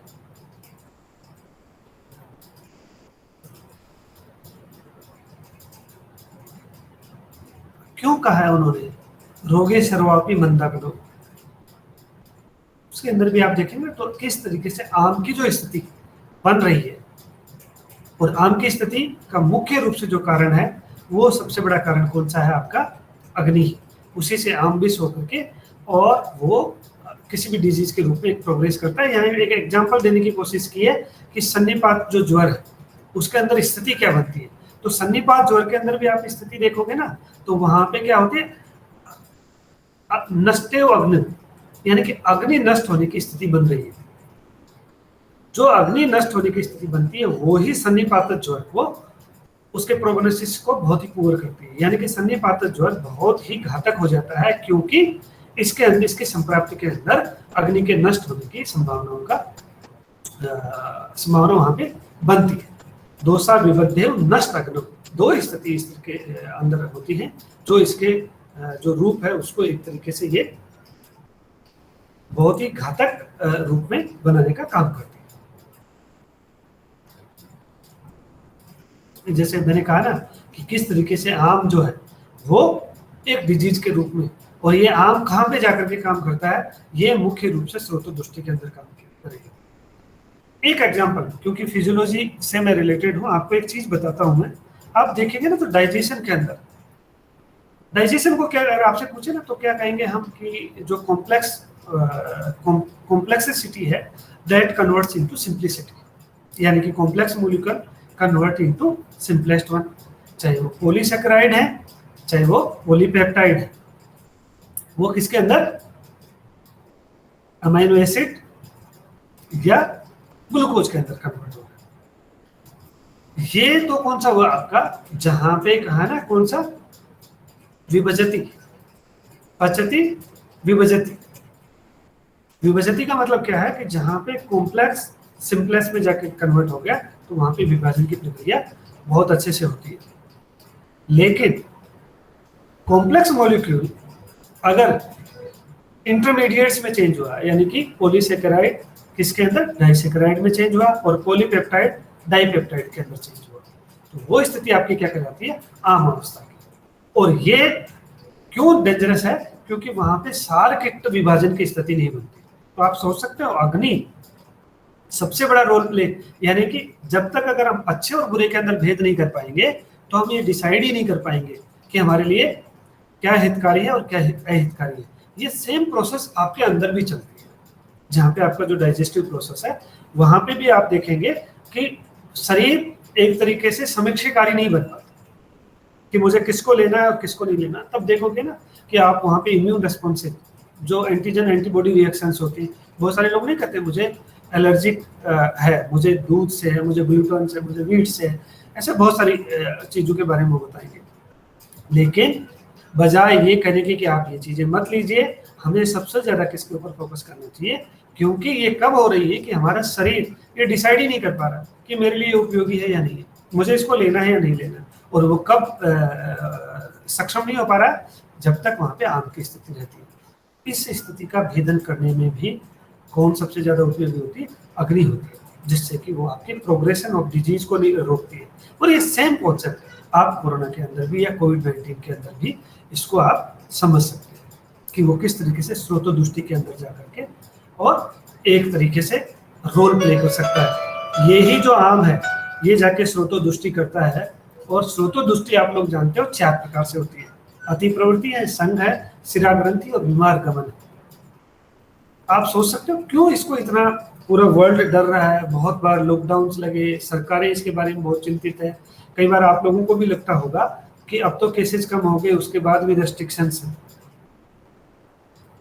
मेन प्रॉब्लम क्या है कि बहुत सारी बीमारियां अगर आप देखोगे तो उनके अंदर या तो एक तरीके की स्रोतोदुष्टि मिलेगी, यानी कि अति प्रवृत्ति है तो अति प्रवृत्ति है। कई बार कुछ बीमारियां ऐसी हैं जिसके अंदर 2 तरीके की स्रोतोदुष्टि एक साथ मिल सकती है। लेकिन ये मोटे तौर पे एक ऐसी बीमारी है जिसके अंदर आप चारों तरीके की स्रोतोदुष्टि देख सकते हो, यानी कि इसकी पैथोजेनेसिस में एक स्रोतोदुष्टि नहीं, चारों तरीके की स्रोतोदुष्टि को आप एक तरीके से इसके अंदर समझ सकते हो। जिसमें अति प्रवृत्ति, जिसको आप डायरिया से, जैसे इसके क्लिनिकल मैनिफेस्टेशंस को देखोगे ना, यानी कि इनके सिम्टम्स को अगर देखोगे तो वहां पे आप देखोगे कि किसी के अंदर डायरिया है, किसी के अंदर बीमार गमन के रूप में वोमिटिंग का उल्लेख है, किसी के शिरा ग्रंथि के अंदर पल्मोनरी एम्बोलिज्म का है, यानी कि जो रक्तज ग्रंथि बन रही है उसका एक तरीके से उल्लेख है, और संगत स्रोतोदुष्टि के अंदर जो रेस्पिरेटरी डिस्ट्रेस है उसका उल्लेख इसके अंदर मिलता है या उससे संबंधित लक्षण मिलते हैं। तो ये जो बीमारी है ये घातक इसलिए है क्योंकि इसके अंदर एक स्रोतोदुष्टि नहीं है, इसके अंदर जो हमारे यहाँ वर्णित जो है चारों स्रोतोदुष्टि, वो चारों की चारों स्रोतोदुष्टि इसके अंदर है। और मुख्य रूप से ये जो सबसे ज्यादा इंपॉर्टेंट हमारे जो स्रोतस है उनके ऊपर इसका अटैक होता है, जिसके अंदर प्राणवायु, रसवायु, रक्तवायु, मज्जावायु स्रोतस है। और साथ ही ये वाइटल जो पार्ट्स हैं, उनके जो मर्म स्थान है, उनको भी ये पकड़ने का काम करती है। ये मैंने सिर्फ एक इंफॉर्मेशन के लिए रखा है कि हम किस तरीके से इन चीज़ों को समझ सकते हैं कि जो हमारे सिम्टम्स हैं, जो अतिसृष्ट है, अतिबद्ध है, कुपित है, अल्पा अल्पा भीक्षणम है और सशब्द है, इनको हम आज के जो सिम्टम्स इसके बारे में बताए जा रहे हैं उनसे हम इनको रिलेट कर सकते हैं with the shortness of breath, shallow breathing, wheezing और ARDS के साथ। तो ऐसा मैंने कोशिश की कि जो सारे सिम्टम्स हैं, प्राणवायु, रसवायु, रक्तवायु, है ना, इन सभी स्रोतों से उसको कंपेयर करने की कोशिश की है। तो ये सिर्फ एक अंडरस्टैंडिंग बताने की कि क्यों हम अगर जैसे बात करें किसी स्रोतस की, जैसे मैंने बात की थी अभी रसवायु की, अभी करें हम मज्जावायु की, तो वहाँ पे जैसे पेशेंट को गिडीनेस और सिनकोप होता है ना, और जॉइंट पेन होता है, तो मज्जावायु स्रोतस के अंदर यही लक्षण लिखेंगे, समय प्रवेश है ना, और पर्व रूप की स्थिति है, भ्रम है, मूर्छा है। तो देखेंगे ना, तो हमारे जो स्रोतस है जहाँ पे स्रोतोदुष्टि जाकर के हो रही है, तो उनके जो लक्षण है स्रोतोदुष्टि के, वो सारे के सारे लक्षण मैच करते हैं कोविड-19 से। ये एक जनपद ध्वंस का था, उसका कोई एक मैं इसके अंदर आप लोग उसके बारे में काफी सुन भी चुके होंगे, बहुत सारी बातें भी हो गई होंगी।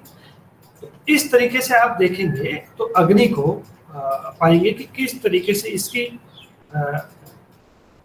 जैसे होता है ना प्रिवेंटिव एस्पेक्ट से लेकर के, यानी कि रोग ही ना हो या वायरस का अगर एक्सपोज हुआ है तो एसिम्प्टोमेटिक होकर के ही रह जाए, वहां से लेकर के क्यूरेटिव एस्पेक्ट तक किस तरीके से जाते हैं। और क्यूरेटिव एस्पेक्ट में हम कहाँ पे इनके जो सिम्टम्स हैं, इनकी जो स्रोतोदुष्टि है और इसकी अग्नि की जो पुनः स्थापना है, उसके ऊपर हम फोकस करके इन सब चीज़ों को समझ सकते हैं। तो दो तरीके के सिम्टम्स आते हैं, आपके एस्पेक्ट्स आते हैं, प्रिवेंटिव है और दूसरा है आपका क्यूरेटिव। तो प्रिवेंटिव में तो जो हमारे एथिक्स हैं, अगर हम उनका पालन करें, और ये जो एथिक्स है ना, इसके अंदर भी आप देखेंगे तो जो आचार रसायन है जिसको हम कई बार स्किप कर देते हैं, सद्व्रत है जिसको भी हम कई बार स्किप कर देते हैं, दिनचर्या और ऋतुचर्या के बारे में हम ज्यादा बात करते हैं, ऐसा नहीं है। आचार रसायन बहुत इंपॉर्टेंट है। मैंने जैसे पहले कहा ना आपको कि बहुत बार आप बादाम खा करके भी बहुत सारे पेरेंट्स भी आते हैं अपने बच्चों को लेकर के, या बहुत सारे पेशेंट भी ऐसे आते हैं जो यंग एज में होते हैं, वो कहते हैं मैं तो बहुत कुछ खाता हूँ लेकिन मेरा वजन ही नहीं बढ़ता। बहुत सारे ऐसे आते हैं मैं तो कुछ भी नहीं खाता लेकिन मेरा वजन घटता ही नहीं। ये दोनों की दोनों चीजों में अगर एक चीज को जाकर के देखेंगे ना, तो वहां पे इनका एक बहुत बड़ा रोल होता है, जो सद्व्रत है ना आपका, और जो आपका आचार रसायन है। इसका कैसे है कि आप जब अजीर्ण को देखेंगे तो अजीर्ण के हेतु में सबसे पहले और सबसे इंपॉर्टेंट जो चीजें बताइए ना, वो मानसिक भावों को बताए, चिंता, शोक, भय, क्रोध, दुख, सैया पर जागृति। ये सारी की सारी चीजों को कंट्रोल हम किससे कर सकते हैं? सद्व्रत। और सद्व्रत में केवल ऐसा नहीं होता, पर्सनल एथिक्स होते हैं, आपके सोशल एथिक्स होते हैं, ठीक है, आपके फैमिली एथिक्स भी होते हैं। मैं तो यहाँ तक भी जाता हूँ कि आपके नेशनल एथिक्स भी होते हैं। कि और नेशनल एथिक्स की बात करें तो किस तरीके से कि जो सारी भी गाइडलाइंस भारत सरकार ने, और मैं तो आज इस लेवल पे उल्लेख करना चाहूँगा माननीय प्रधानमंत्री महोदय का भी, कि किस तरीके से आप देखेंगे कि वो एक तरीके से जन चेतना का काम कर रहे हैं कि कौन कौन सी चीजें करने से हम इसके अंदर बच सकते हैं, और वो उसका एक तरीके से उदाहरण भी पेश कर रहे हैं। इन सबका प्रभाव क्या आता है ना, कि जब हमारे जो अग्रज है या हमारे जो सुप्रीम लीडर है वो आगे आकर के लीड करते हैं, तो कहीं ना कहीं हम एक तरीके से मानसिक रूप से अपने आप को स्टेबल पाते हैं। और जो मानसिक जो मेंटल स्टेबिलिटी है वो करेक्ट आवर डाइजेस्टिव प्रोसेस। तो जब डाइजेस्टिव प्रोसेस ठीक होगा तो वहाँ पे आम की स्थिति नहीं बनेगी, और जब आम की स्थिति नहीं बनेगी तो वहाँ पे किसी भी तरीके की स्रोतोदुष्टि होने की संभावना नहीं होगी।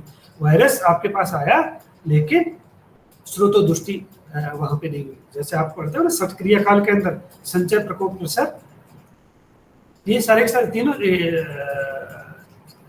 को अगर आप देखेंगे तो वहाँ पे व्याधि की उत्पत्ति के बारे में नहीं है।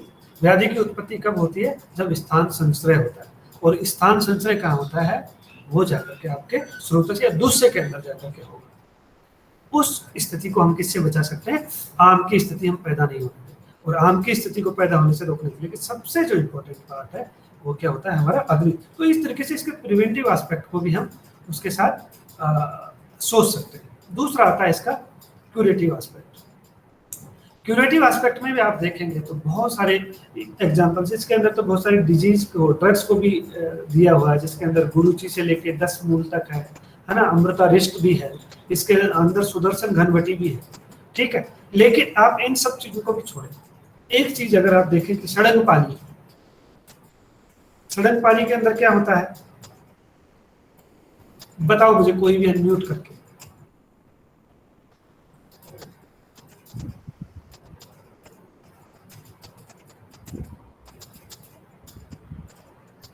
कोई भी बच्चा। आयुषी बोलो, बहुत बढ़िया। आयुषी अनम्यूट किया आपने, बोलिए। हेलो। हाँ बोलो बेटा। हाँ हेलो। हाँ जी हाँ, बेटा, आवाज आ रही है? आवाज आ रही है जी।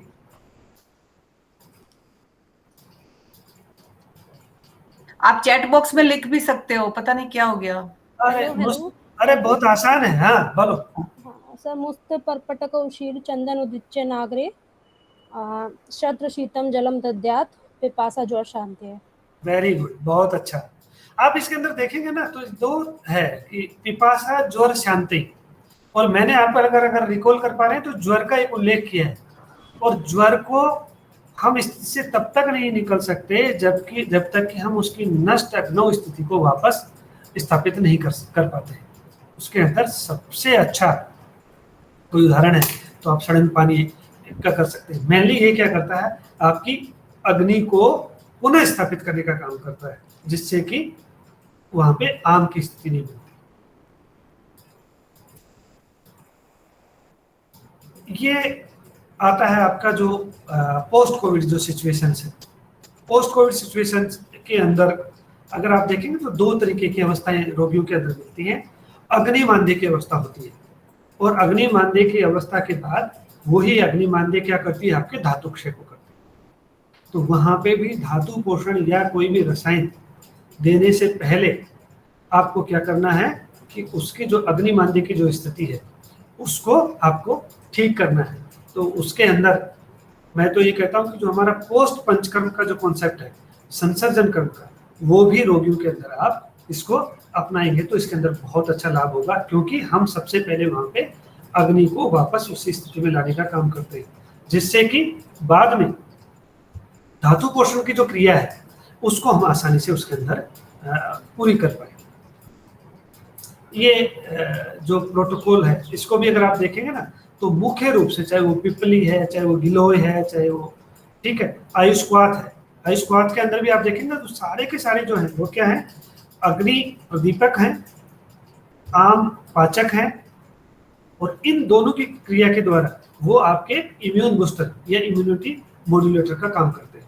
लेकिन मुख्य रूप से फिर उसके बाद जो आपका आता है कि चाहे आपका जो योगासन या प्राणायाम या जो मेडिटेशन का है, यानी कि जो सत्वावजय जो चिकित्सा है उसके द्वारा भी जो मैंने एक स्थिति बताई थी कि किस तरीके से आचार रसायन और सद्व्रत उसके अंदर उपयोगी सिद्ध हो सकता है, जिससे कि हम चिंता, शोक, भय, क्रोध इनकी स्थिति को कंट्रोल कर सके, जिससे कि पाचन की प्रक्रिया को हम आसानी से आगे पूरा कर सके। ये है कि कौन कौन से जो सिम्टम्स हैं उसके आधार पे भी अगर आप बात करेंगे ना तो जो अलग अलग ड्रग हैं उनको भी अगर देखेंगे तो मुख्य रूप से सारे के सारे जो सिस्टम है उनके अंदर जो हम ड्रग यूज कर रहे हैं उन सबके अंदर हमारा जो मुख्य उद्देश्य होता है कोविड में भी वो अग्नि का दीपन और आम का पाचन।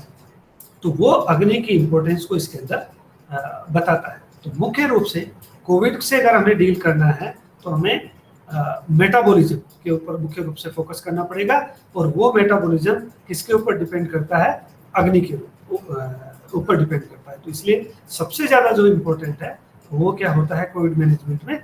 अग्नि। इसलिए कहते हैं ना कि आपको खाने की मात्रा पे नहीं ज्यादा ध्यान देना है, आपको सबसे ज्यादा किसके ऊपर ध्यान देना है कि सही खाने के ऊपर। और सही खाना क्या है? आहार मात्रा पुनः अग्नि बलापेक्षण। बहुत बहुत धन्यवाद।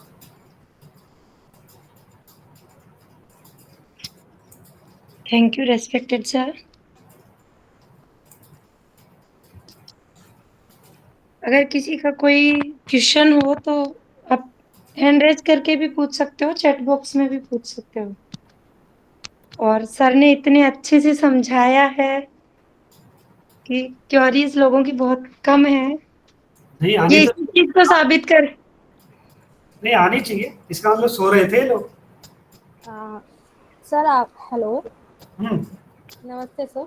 नमस्ते। सर जो आपने बताया इसमें कि चारों प्रकार की श्रोतोदृष्टि होती है, तो सर उसका एग्जाम्पल्स एक बार मतलब थोड़ा क्लियर करने के लिए एग्जाम्पल के साथ, क्योंकि आपने संघ और उसका तो बताया एग्जाम्पल, जैसे जी दिमाग गमन का, और इसका मतलब हम किससे कोरिलेट करेंगे कोविड के केस में।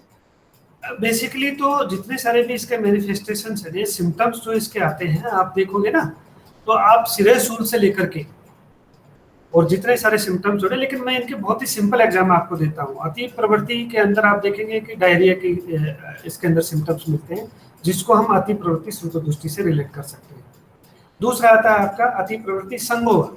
संघ के अंदर जितने भी रेस्पिरेटरी डिस्ट्रेस के जो एग्जाम्पल्स हैं, उनको हम उसके साथ रिलेट कर सकते हैं। बीमार गमन, जो वोमिटिंग का जो सिम्टम इसके अंदर देखा गया है, उसको हम किसके साथ, बीमार गमन के साथ रिलेट कर सकते हैं। और तीसरा है सिरा ग्रंथि, जो एम्बोलिज्म की स्थिति है, जो खून के अंदर क्लोट बनते हैं, जो कि बहुत ही डेंजरस है, जो पल्मोनरी एम्बोलिज्म के रूप में जाकर के आगे ऊपर अटकता है और एक तरीके से लाइफ थ्रेटनिंग एक प्रॉब्लम होती है। तभी आप देखेंगे ना इसके अंदर हिपेरिन के इंजेक्शन भी दिए जाते हैं। वो मेनली कौन से, जो रक्तज ग्रंथि है, एम्बोलिज्म को डील करने के लिए जाते हैं। तो ये पहली ऐसी बीमारी है जिसके अंदर एक संप्राप्ति नहीं, चारों संप्राप्तियों के, यह स्रोतोदृष्टि के जो लक्षण है, वो चारों स्रोतोदृष्टि के लक्षण मिलते हैं। ये चीज ही इसको बहुत ही ज्यादा एक तरीके से घातक बनाती है। ठीक है sir, thank you sir.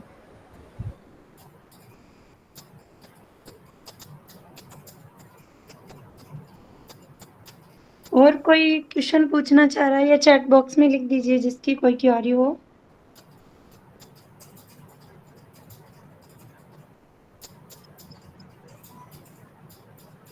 Sir मुझे भी एक क्वेश्चन जानना था। हाँ बच्चे। सर इसकी जो संप्राप्ति है, जिस प्रकार से इसके जो सिम्टम्स हैं वो राजयक्ष्मा से काफी मिलते जुलते हैं, तो सर आपका इसके बारे में क्या विचार रहेगा? अब देखिए बच्चे, सबसे बड़ा तो है ना, एक तो हम एक चीज हमें समझ लेना चाहिए कि ये बहुत ही न्यूली एक्सपोज डिजीज है, ठीक है। तो इसके अंदर किसी भी कंक्लूजन पे जाना, किसी भी एक तरीके से मैं तो कहूँगा कि हम अपने आप को पब्लिक के लिए थोड़ा सा ठीक नहीं है। लेकिन हाँ, इसके कुछ सिम्टम्स जो हैं वो उससे जाके रिलेट करते हैं। और वो कौन से सिम्टम्स हैं, मुख्य रूप से आप देखोगे ना, जो रेस्पिरेटरी जो ARDS वाले, वो वहाँ पे। लेकिन इसके अंदर जो प्रोग्रेसिव निमोनिया होता है, वो बहुत एक तरीके से डेंजरस काम होता है। वो कहाँ होता है, जब मैंने आपको बताया था ना कि अटैचमेंट से लेकर के और रिलीज तक आप आते हैं, और जहाँ पे गैसेस एक्सचेंज यानी कि जो एल्वेलाई है, वहाँ पे जाकर के जब ये पैथोलॉजी बनना शुरू हो जाती है, वो इसको डिफ्रेंशिएट करती है कि इसको केवल हम राजयक्ष्मा नहीं समझ सकते। हाँ, राजयक्ष्मा के कुछ लक्षण इससे मिलते जुलते हो सकते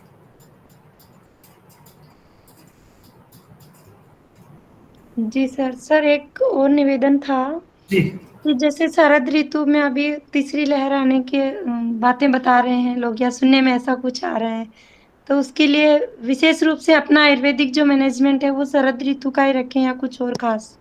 देखो, सबसे अच्छी बात है ना, मैंने आप लोगों को एक कॉन्सेप्ट इसके बारे में बात की थी, बल के बारे में। किसी के ऊपर कौन आक्रमण करता है, कमजोर के ऊपर आक्रमण करते हैं। अभी अफगानिस्तान में चल रहा है ना ऐसा, कौन मार रहा है, ताकतवर। किसको मार रहा है, कमजोर। ठीक है। बचाव का क्या उपचार है कि हम बलशाली हो। अब आते हैं हम इसके संदर्भ में जो आपने रखा, इसके अंदर ये वायरस है, और वायरस कहाँ पे आके है, हमारे शरीर के ऊपर आकर आक्रमण करते हैं।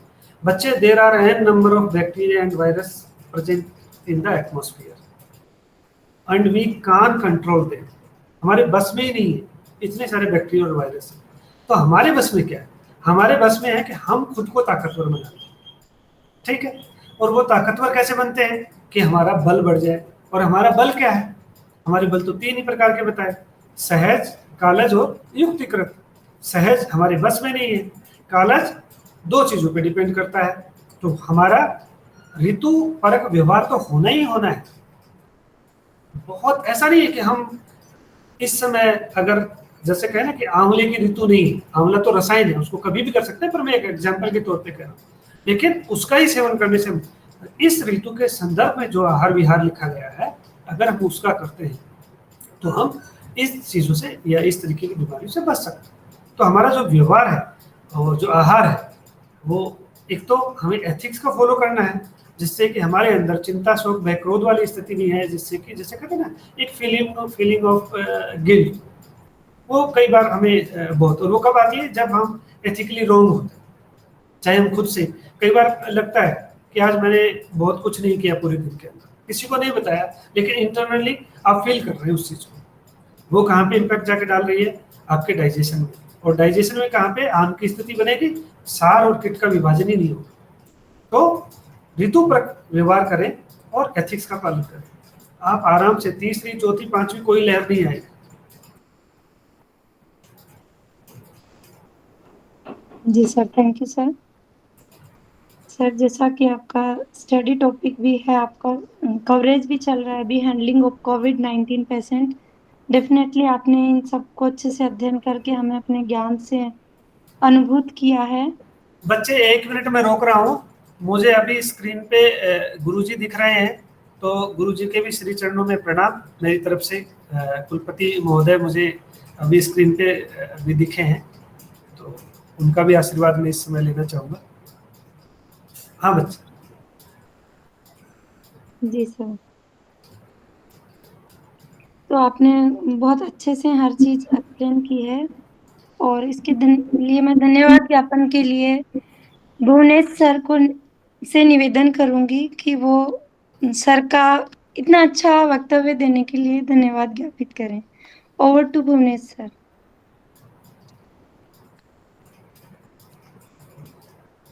सभी को मेरा नमस्ते, प्रणाम।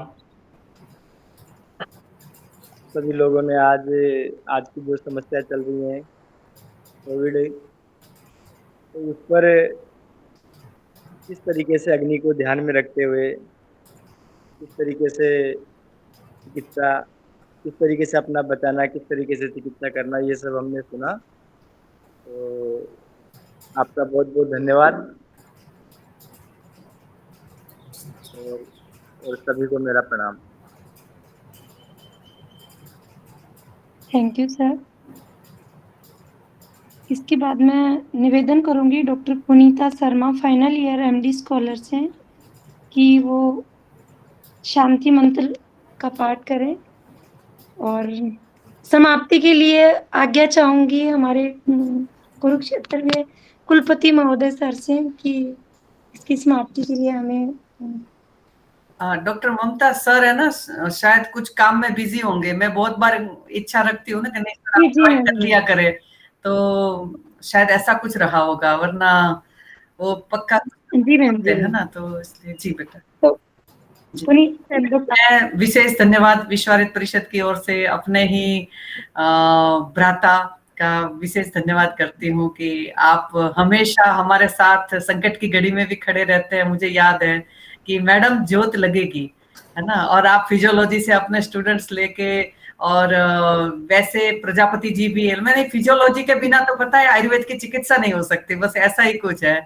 कि वेब का स्टडी सर्कल की फिजियोलॉजी की जीवन दाता घी के बिना चल नहीं सकता, ऐसा बढ़िया। और मिस दादी सर से शुरू करके उनका पहला लेक्चर धुआंधार, और फिर आप सभी नीचे, और कभी भी अपना हार्दिक मना नहीं करता है। मैंने कहा बेटा एक कोई स्पीकर नहीं मिल रहे, कहते जी मैम।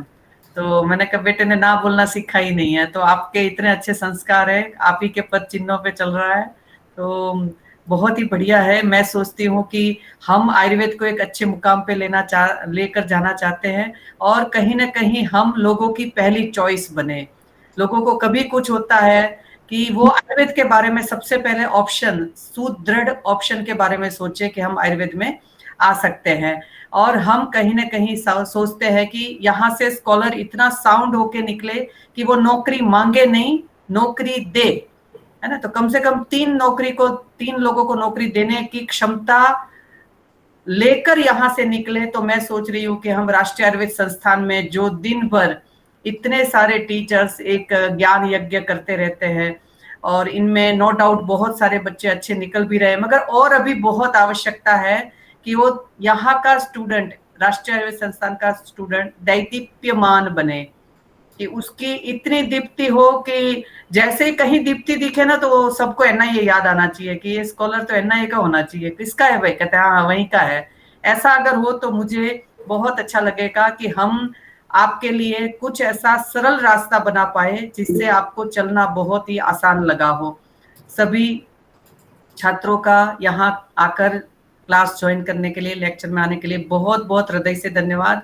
और आज के हमारे दोनों speaker doctor CR Yadav ji, बहुत बहुत धन्यवाद। वैसे तो आप परिवार के ही सदस्य हैं, मगर एक है ना विश्व आयुर्वेद परिषद की ओर से जो हमारी परंपरा है तो उसके तहत धन्यवाद। और डॉक्टर अनुभा का भी बहुत ज्यादा धन्यवाद कि हम रसोई के माध्यम से छोटी मोटी कौन सी बातें रात को 2 बजे भी आसानी से हैंडल कर सकते हैं, तो इसके लिए आपने बहुत सारे 8 लेक्चर्स आज हो गए, तो मुझे बहुत अच्छा लग रहा है कि आपका भी विशेष रूप से धन्यवाद।